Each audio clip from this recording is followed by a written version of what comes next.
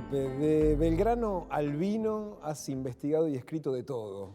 Sí, la verdad que es una pasión ya, es una gran felicidad vivir de lo que a uno le gusta y uno lo que hace es agradecer a la gente, ¿no? Con cada libro es como un agradecimiento. Cada una cosa que uno hace, qué sé yo, el Facebook, el Twitter, es tratar de brindarle a la gente parte de lo que te da, que es muchísimo. En mi caso es muchísimo. Mucha cariño, mucha contención, mucho diálogo del callejero. Me para mucho la gente por la calle para charlar de historia, pasan cosas muy graciosas, de salir un domingo a comprar el pan y que te digan quién mató, sin saludarte, porque consideran que venimos charlando.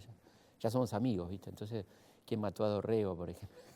Domingo 9 de la mañana. Y entonces, está bueno. A mí esas cosas me divierten, me gustan. Son muestras de cariño que uno agradece y que son raras para un intelectual, digamos, ¿no? Te voy a proponer un juego. Sí. Vamos a entrar a una suerte de máquina virtual, de realidad virtual histórica. Sí. Nuestro objeto de estudio va a ser la grieta. Ajá. Primero te voy a pedir que me digas qué es esto que tenemos delante.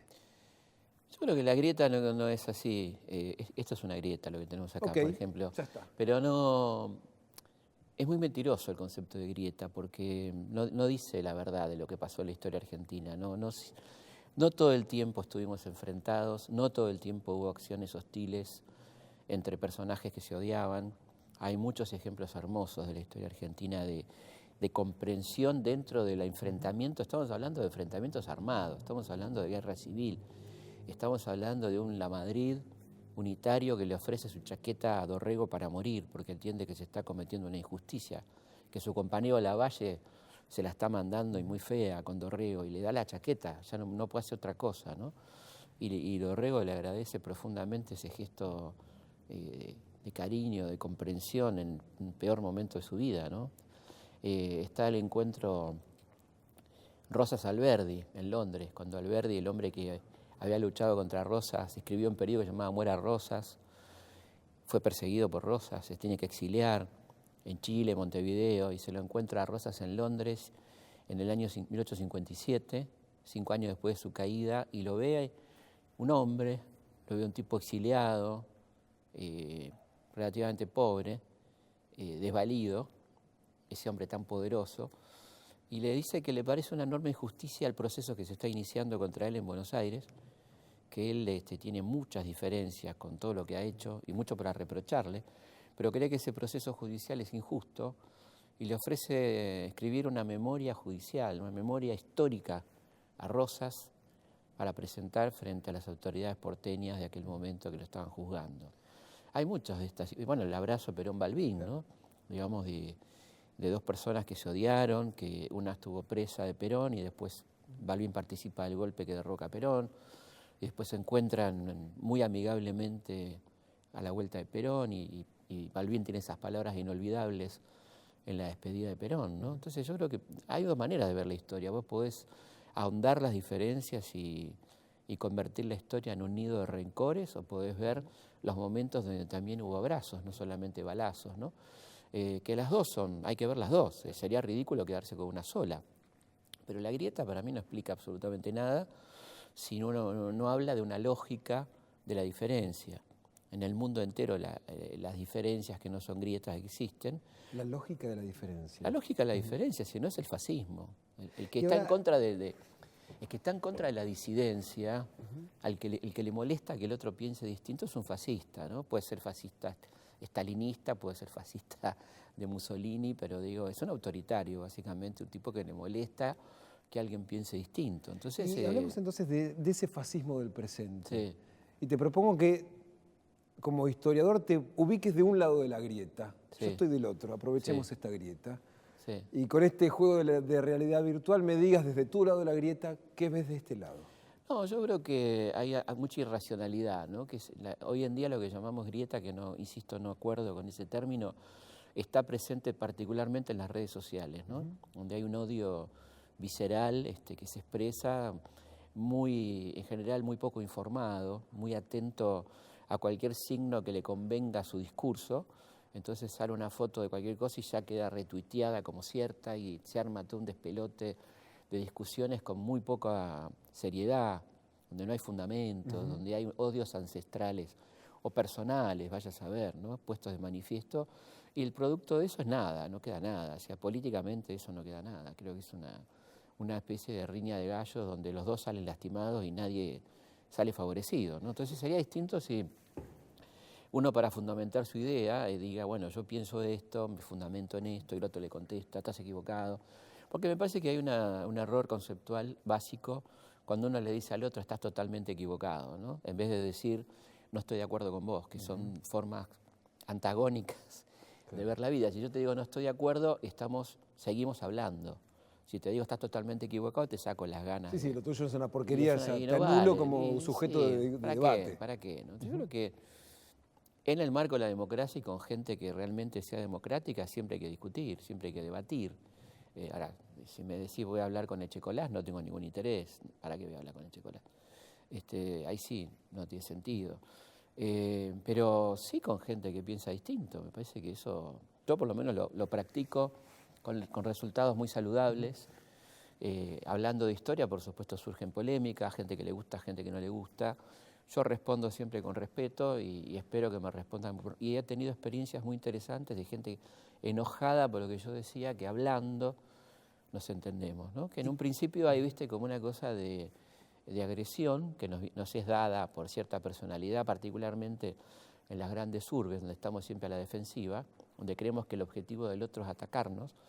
Entonces, si vos tenés la calma suficiente que te da la sabiduría oriental, de no calentarte y responder vos con respeto, al otro lo vas ubicando primero, ¿no? Ahora, si vos decís la puta que te parió, bueno, entonces ya está. Ahora, el japonés piña, ¿no?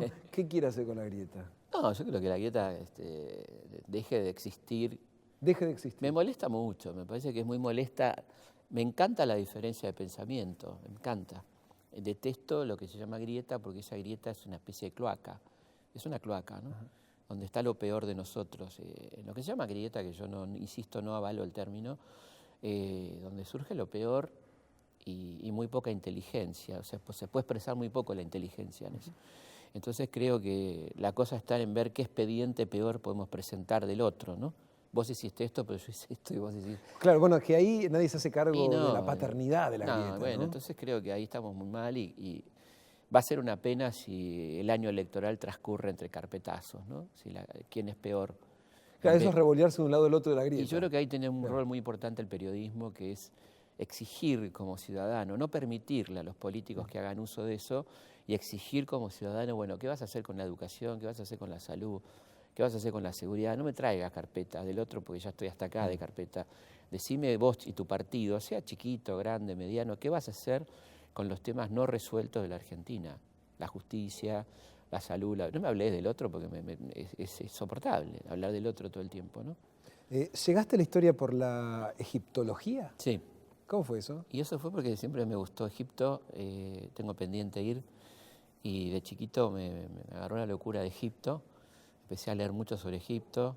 Digo, no era un nerd, era un pibe muy normal, jugaba a la pelota, todo, pero en esa época los pibes leíamos mucho, no estaba la diversidad. ¿Pero y dónde te cruzabas lo Y me la cruzaba porque mis viejos, egiptológico? en mi casa se leía mucho, había mucho libro, y un día me crucé con un libro de historia de Egipto, que me encantó, después me fueron regalando mis viejos cuando vieron que me gustaba, hasta que les dije que quería estudiar arqueología, me dijeron, no, mirá, es muy caro, olvídate.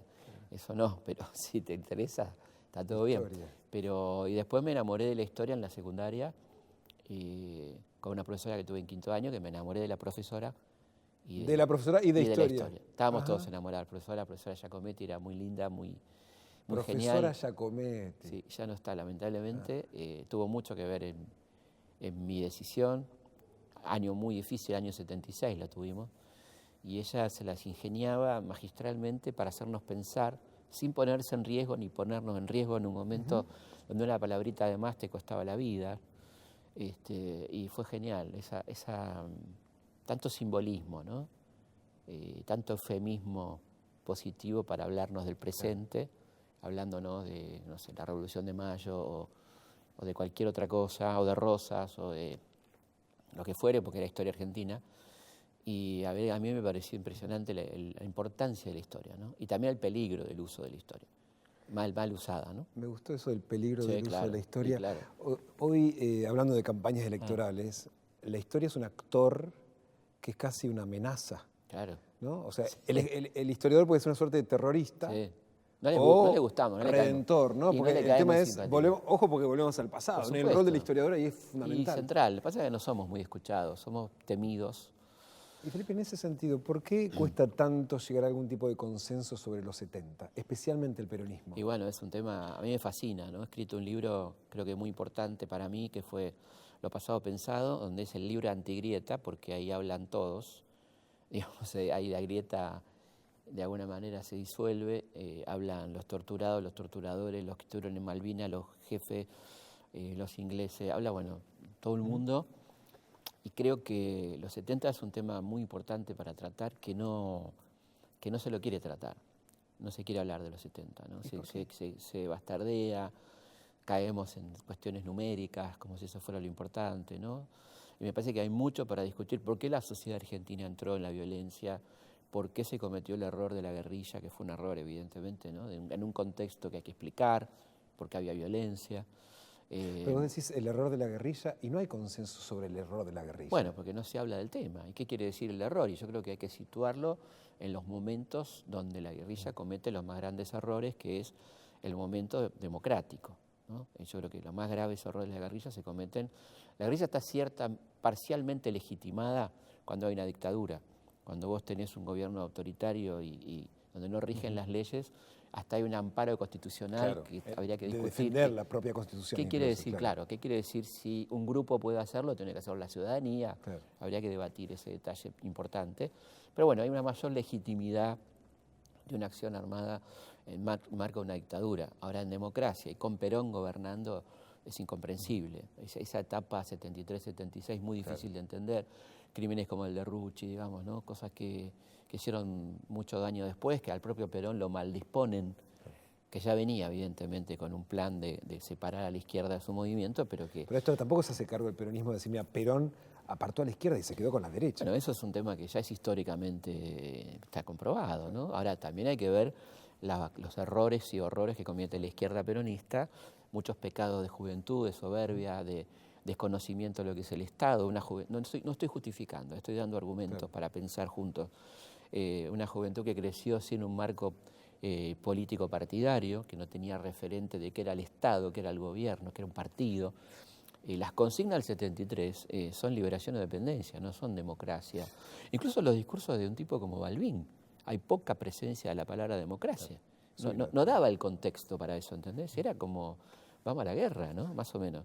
Entonces, cometeríamos un grave error si también la sacamos completamente de contexto a esa guerrilla de ese momento para entender que entender no es justificar. Acá tenemos un error. Yo te puedo explicar perfectamente el Tercer Reich. ¿Qué pasó? Claro, yo te puedo explicar cómo surge Hitler.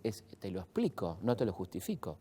Entonces creo que es fascinante y sería muy importante para la sociedad argentina hablar seriamente de los 70 sin caer en los lugares comunes, sin caer en la militarización de la discusión, que es un poco beneficiosa para los fanáticos armados de ambos lados, claro, para cualquiera, claro, que donde terminamos discutiendo si Montoneros o el ejército, que no es los 70.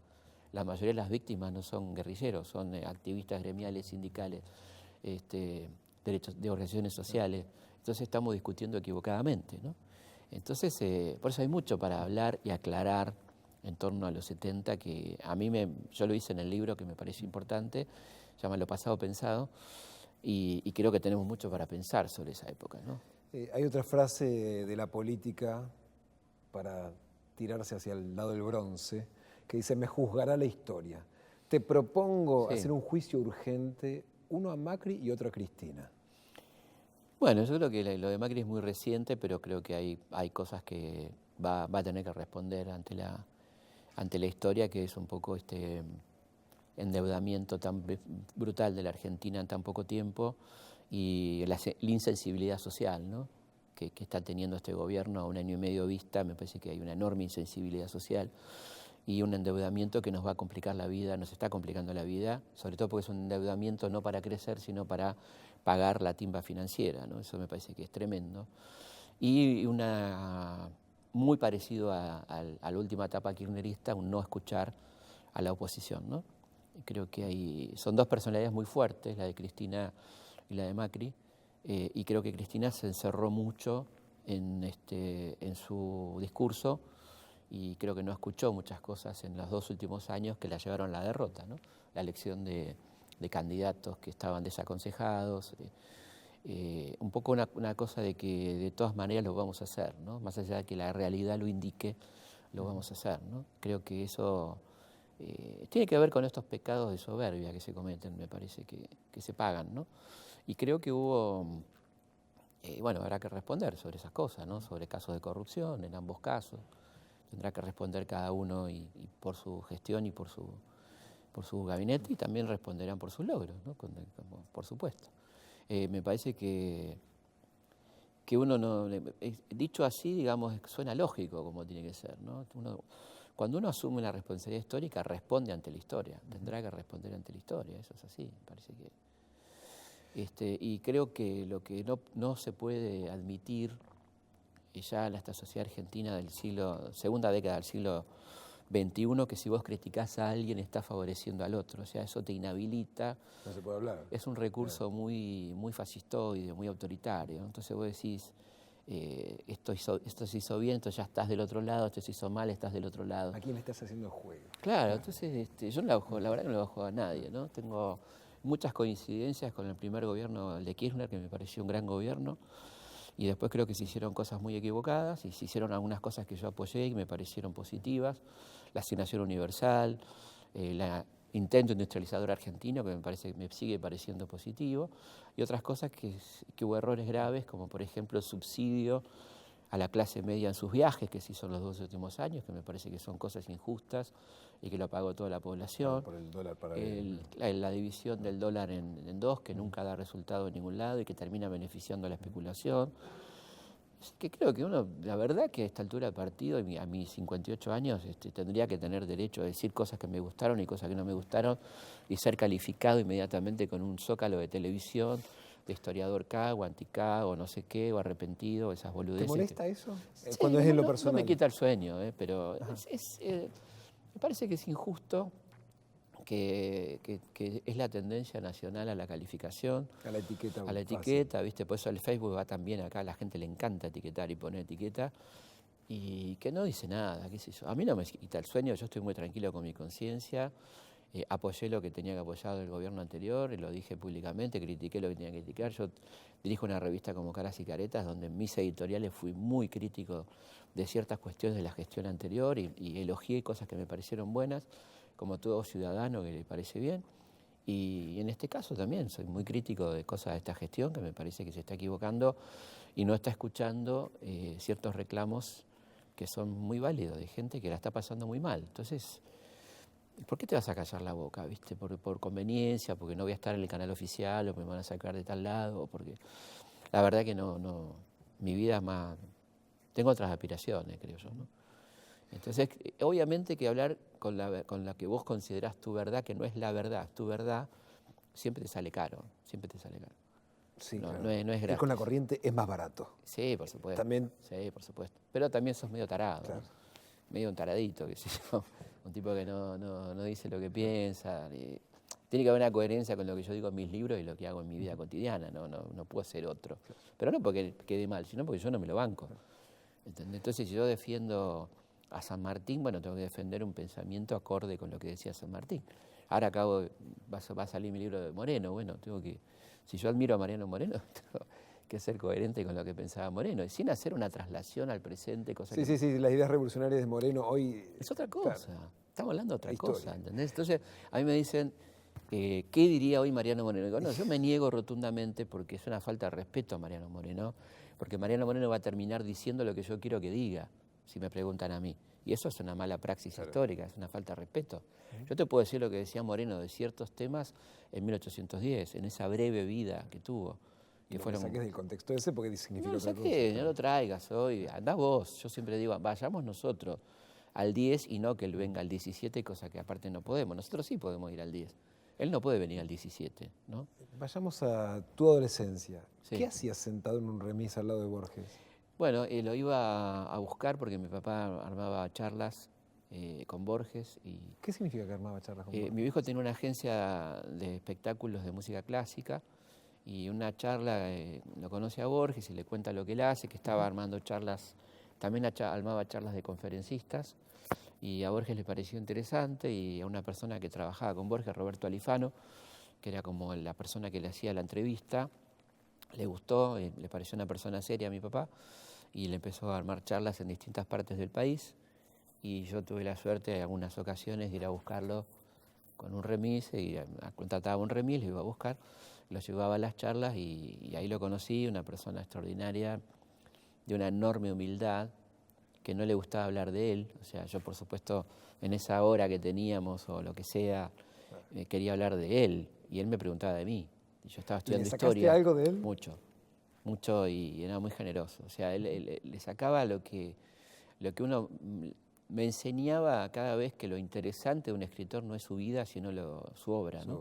Entonces hablábamos de Funes, hablábamos de Gusto Domecq, qué sé yo, hablaba de sus personajes. Y bueno, era un privilegio absoluto, ¿no? Y un tipo de un humor extraordinario, muy mordaz. Le molestaba mucho la imbecilidad, ¿no? La imbecilidad en el sentido de la gente que se cree más de lo que es, o la gente que te quiere incomodar. Había que querer incomodarlo a Borges, ¿no? Entonces, en alguna charla me acuerdo de una señora muy paqueta que le dijo: yo valoro mucho lo suyo porque usted es una persona que viene de la pobreza y ha llegado tan alto y ha estudiado. Y Borges la interrumpió y le dijo: lo mío con plata se arregla, ¿no? Esas cosas tremendas, ¿viste? De genialidad, ¿no? Y otra que le pasó a mi viejo, estando en el aeropuerto de Mar del Plata, mi papá lo conocía a Quarrachino porque había sido obispo de Mercedes. Me bautizó a mí, después Quarrachino agarró para lados horrendos. Sí, claro. Y bueno, y cuando lo ve, le dice: Piña, por favor, presénteme a Borges, lo quiero conocer. Y le acerca, le dice: Monseñor Quarrachino, le presento a Jorge Luis Borges, Monseñor Quarrachino. Y Borges dice: mucho gusto, colega. Y entonces Quarrachino se queda sorprendido y dice: colega, ¿por qué? Y dice: bueno, los dos vivimos de la ciencia ficción. Extraordinario. Sí, extraordinario. La verdad que sí. ¿Y qué pensabas de Borges antes de cruzarte con Borges? Y tenía todo el prejuicio de mi generación, la generación del 70, un viejo gorila, un tipo aristocrático, y bueno, lo de gorila por supuesto, pero con una gran inteligencia, un gorila exquisito, ¿no? Un tipo que te hacía reír mucho con respecto al peronismo. La había pasado mal con él, pero tenía motivos para ser antiperonista. Y te decía cosas geniales, como por ejemplo: el peronismo tiene todo el pasado por delante, ¿no? Y esas cosas.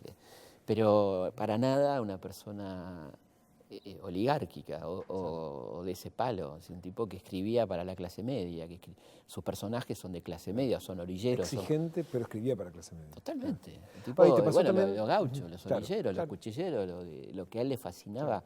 Ese mundo del tango, ¿no? Esa enorme admiración por Carriego, ese lugar que extrañaba, porque de alguna manera quedó con la visión física del Buenos Aires de los 50, todavía que había eso, ¿no? Esos estertores del tango de principio de siglo, y él te hablaba en términos de cómo veía él, ¿no? De qué veía él.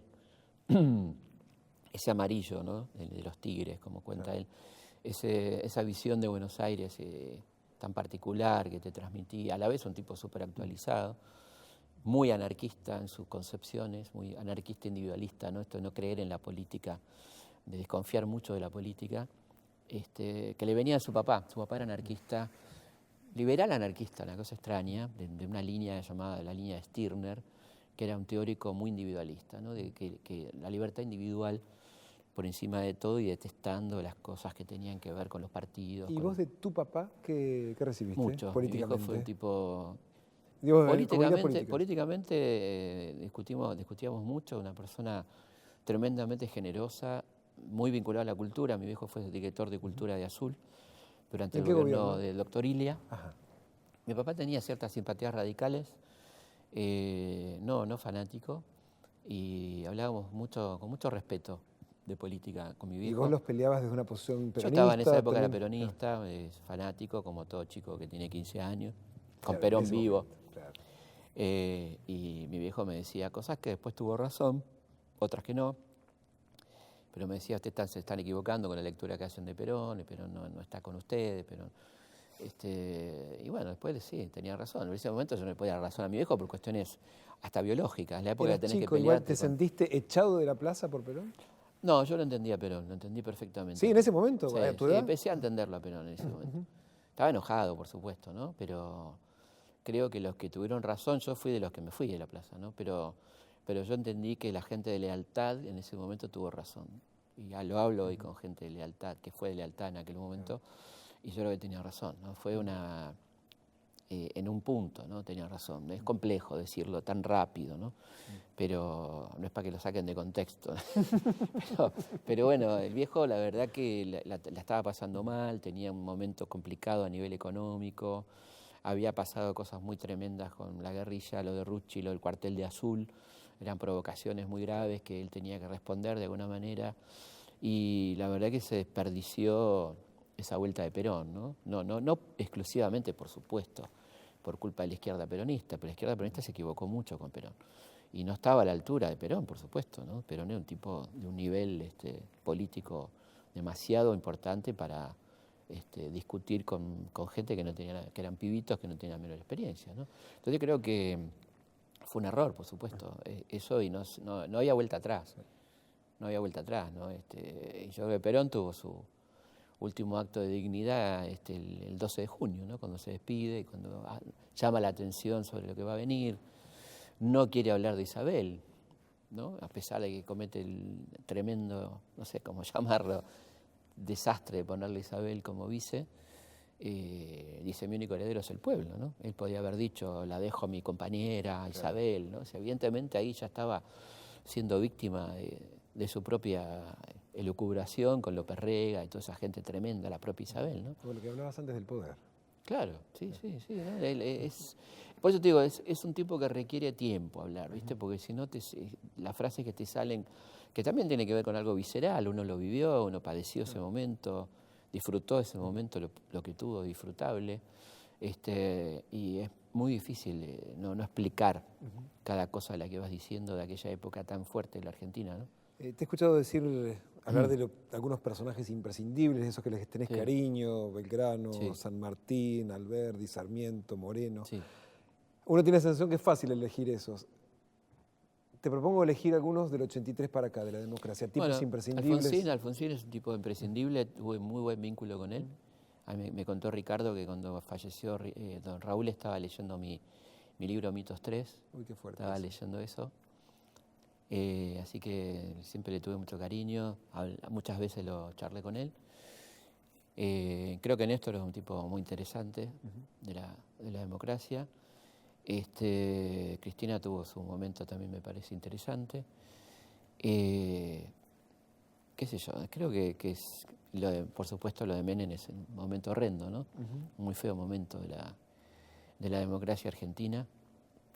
Y creo que en general, incluyéndolo un poco a Alfonsín también en cierto desvarío, hay una gran deuda de la clase política con el pueblo, ¿no? Con no ocuparse tanto de la política y ocuparse más de la gente, ¿no? Creo que es un cierto fracaso la democracia argentina que tengamos un 30% de pobres, ¿no? Y bolsones de pobreza irreductibles, zonas de pobreza tremendas, ¿no? Eso es algo donde la democracia evidentemente no termina de ser democracia, porque la democracia tiene que ser inclusión, ¿no? Porque esa gente no termina de apreciar la democracia, la gente que está excluida. O sea, ¿qué le cambia? Ni nada, digamos, claro. ¿Y qué le cambia a la democracia a una dictadura, digamos, ¿no? Si no le beneficia la nada? ausencia del Estado No es un ciudadano, ¿no? No es un ciudadano. Entonces creo que no nos tenemos que entretener si sos cano, sos casi, sos esto. O sea, ocupémonos de la gente, por favor, ¿no? Me parece que hay gente que no puede más, hay muchos chicos que se están perdiendo, generaciones de pibes que se están perdiendo. Y hay una responsabilidad general, creo, de la sociedad que mira para otro lado. Yo soy una persona que voy mucho a los lugares, a los comedores, a dar clases a escuelas, donde la realidad no me la cuentan, la vivo yo, ¿no? ¿Todavía tenés vínculo con chicos? Sí, voy, me invitan y voy, y estoy colaborando con el comedor de la Isla Maciel, que es un ejemplo de lo que se hace, ¿no?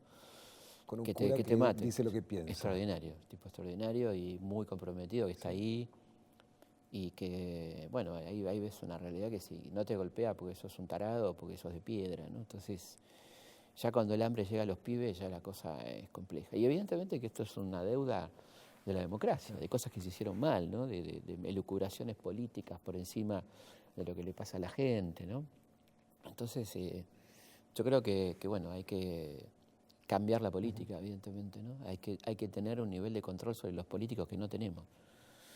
O sea, estamos muy indefensos los ciudadanos frente a lo político, ¿no? Fíjate que estamos en campaña y se sigue hablando de la rosca, ¿no? No empezamos a hablar de qué van a hacer Decime estos... qué pensás. Claro, ¿qué vas a hacer? ¿Qué vas a hacer conmigo? ¿Entendés? Con mis hijos, qué van a padecer, van a tener alguna ley a favor de ellos, qué sé yo.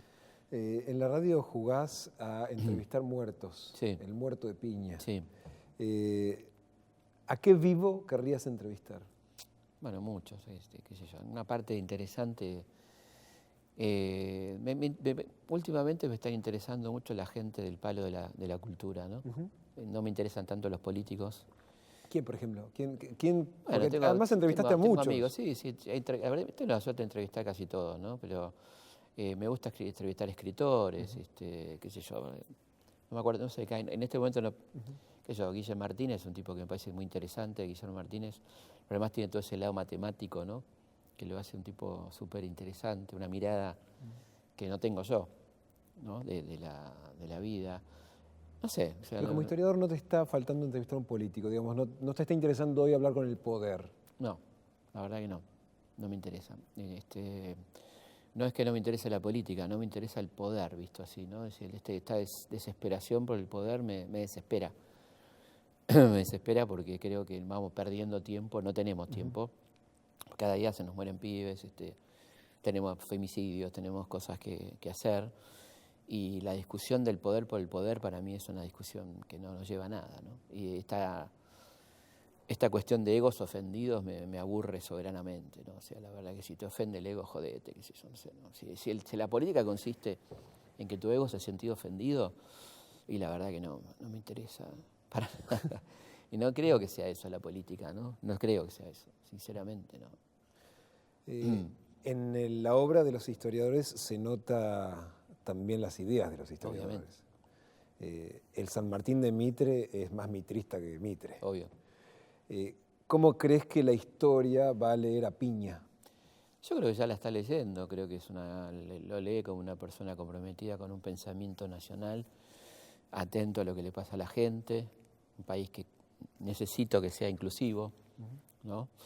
Y bueno, eso está presente, ¿no? Y sobre todo hay una mirada en la historia en búsqueda de justicia. Me parece que estas personas extraordinarias, gigantes de nuestro país han sido muy injustamente tratadas, ¿no? Digamos, no puede ser que nosotros no sepamos que San Martín era un gran lector, que era un tipo tremendamente humano, que fue un gran gobernador, que Belgrano fue un extraordinario economista, ¿no? Que fue propulsor de la fundación de escuelas públicas, de creador de bibliotecas, digamos, esas cosas las tenemos que saber, ¿cómo no las vamos a saber, ¿no? Entonces creo que, y bueno, qué sé yo, después me parece que la gente agradece, o sea, qué sé yo, que uno vaya, viste, hablando de personas imprescindibles, de un doctor Ilia, de un Oñatibia, que fue el ministro de Salud de Ilia, de un doctor Carrillo, que fue el ministro de Salud de Perón, ¿no? Que son tipos que dieron la vida. Vos pensás Carrillo, ¿no? Tipo que termina peleado con Perón, ¿no? Pero que en el ejercicio de su ministerio hizo la revolución en la medicina argentina, ¿no? Cantidad de hospitales que le debemos, el concepto de hospital moderno, que después retoma Oñatibia, por supuesto un tipo que era nada que ver con el peronismo, pero cree en la política de Estado, que es lo que uno añora, que una vez por todas, digamos... escuchando hablar con pasión de tipos que ya no están hace 30, 40, sí, 100, 200 años, sí. Y la decepción del presente. Y sí, me decepciona mucho el presente, porque creo que seguimos hablando de cosas que no le interesan a nadie, que cree la gente que le interesa, le hacen creer que le tiene que interesar. Y no hay nada más aburrido en este momento que un programa político, es aburridísimo, ¿no? Es como un reality, porque te lo hacen divertido porque se pelean. Ahora, la sustancia, vos viste que lo que te queda en el colador es nada, se pasa todo, no queda nada, ¿no? O sea, ¿qué me dejó? lo que dijo este tipo, qué me dejó, qué me aportó, ¿no? Qué idea, qué va a hacer, qué propone. No, pero vos sos esto, vos sos el otro, vos fuiste, vos estuviste, es insoportable. Es como un programa de Chimento, ¿no? Yo no creo que eso sea un programa político, pensé que no es un programa político, ¿no? Pero no podemos olvidarnos de la gente del pasado porque esa gente nos puede venir bien, siempre está a mano. Y lo que escribió Belgrano está a mano, tiene 200 años y está ahí, agárralo y hacelo. Y funciona para el Y presente. funciona perfectamente para el presente. Entonces, ¿cómo no recordarlo, digamos, ¿no? ¿Cómo no valorar todo eso? Entonces, haciendo una especie de síntesis, yo creo que una cosa linda que tiene la historia, que te vas dando cuenta que hubo gente muy valiosa a lo largo de la historia de muy distinto palo, que hizo mucho por nosotros, que no sé si se hubieran sentado a comer juntos, a comer un asado, pero vos tenés un Roque Sáenz Peña que venía del liberalismo del 80, que hace la reforma electoral, que es un tipo valiosísimo, un tipo que va a pelear a la guerra del Pacífico a favor del Perú, cuando su generación pensaba únicamente en Europa. Tenés a un Irigoyen, ¿no? Un tipo tan interesante y contradictorio a la vez, un Lisandro Latorre, de un partido del que nadie habla de Lisandro porque no era ni radical ni peronista, ¿viste? Entonces Lisandro queda perdido en la famosa grieta, que se hunde en la grieta, un tipo central de los años 30, ¿no? Tenés un Alfredo Palacios, ¿no? Un Juan B. Justo, qué sé yo, hay mucha gente, un Frondizi, para mí el momento más interesante, que es anterior a su presidencia, cuando escribe Petróleo y Política, cuando ejerce una oposición interesante al peronismo, ¿no? Bueno, qué sé yo, Ilia dijimos, mucha gente que uno, grandes personas de la literatura, un Marechal, un tipo tremendamente olvidado, ¿no? Y el propio Borges, ¿qué bola se le da a Borges acá, ¿no? Tipo que es nuestro mayor personaje de la cultura argentina a nivel mundial, o sea, vas al donde quieras en el mundo y Borges es Borges, ¿no? Es como Messi, digamos. Si te hablan de Borges, porque es universal. Entonces, si vos te vas a poner a la chiquiteza de que era antiperonista, y bueno, o que Marechal era peronista, estamos hablando pavada, ¿no? O sea, no lo constituye. O sea, Borges tiene un par de cuentos tremendos, antiperonistas, pero que no son la totalidad de Borges. La fiesta del monstruo, y bueno, como Cortázar tiene Las puertas del cielo, que es un cuento terriblemente antiperonista, ¿no? Ahora, ¿y qué pasa? ¿Cuál es el problema? Victoria Ocampo, una tipa muy antiperonista, enemiga de Evita, pero que hizo una gran obra cultural que fue la revista Sur, ¿no? Entonces, si eso descalifica, ¿no? O si vamos a decir que Discépolo no era Discépolo porque era peronista, ¿no? Entonces estamos medio tarados, me parece a mí, ¿no? Y en vez de hacernos cargo de ese panteón maravilloso, que es un patrimonio nacional, pienses como pienses, si caes en eso te lo perdés. Y es una pavada perdérselo, sinceramente, ¿no? Y no quitarle la identidad a cada uno, pero no hacer de esa identidad una descalificación, que es lo que está pasando, ¿no? O sea, a este no lo leo porque es K, a este no lo leo porque está cercano al macrismo, a este no. Entonces nos vamos empobreciendo, ¿no? Si estamos más atentos al calificativo que al contenido, ¿no? Y yo creo que ahí donde no hay debate, yo creo que hay una ausencia de debate disfrazado de una palabra bastardeada hasta el cansancio por los medios de comunicación, que es la polémica. ¿Dónde está la polémica? Yo reclamo la polémica, me encanta la polémica, pero dice polémica a disposición, polémicas palabras. ¿Dónde está la polémica? ¿Quién polemiza en este país? ¿Dónde está la polémica? ¿No? Me encantaría que haya polémica. Que polémicas hubo, por ejemplo, entre Sarmiento y Alberdi, que se tiraron con un libro por la cabeza cada uno. O sea, uno escribió un libro, el otro le escribió otro libro, ¿no? Las cartas Quillotán y la 101. O sea, yo te discuto, con un libro te discuto, ¿entendés? Eso es una polémica, ¿no? O los grandes debates en la Cámara de Diputados, el debate del petróleo, en pleno peronismo, el debate en los 30 sobre la ley de carnes, ¿no? Donde sacaban a relucir a los filósofos griegos, bueno, eso se extraña, ¿no? Hubo una Argentina donde un político te recitaba frases de Platón, ¿no? Y además hay algo muy tremendo, porque la clase política argentina es la misma, con poca renovación desde el 83, gente que tuvo condiciones económicas muchas para formarse, hacer un doctorado en Harvard, no sé, qué sé yo, cosas que si valoraran la educación el valor de la educación como parte de la formación de un político, hoy tendríamos todos doctores, porque pasaron de 32, 34 años, ¿no? Tendríamos hoy una clase política extraordinaria, de lujo, porque vos podés no haber accedido, como el caso de mucha gente de la dirigencia sindical, no haber accedido a la educación por pobreza, por incapacidad económica de tus padres, pero una vez que ya accediste a cierto nivel económico, ¿por qué no dedicas? ¿Por qué no invertís en tu propia formación? ¿No? No pasa. Sería como fantástico, ¿no?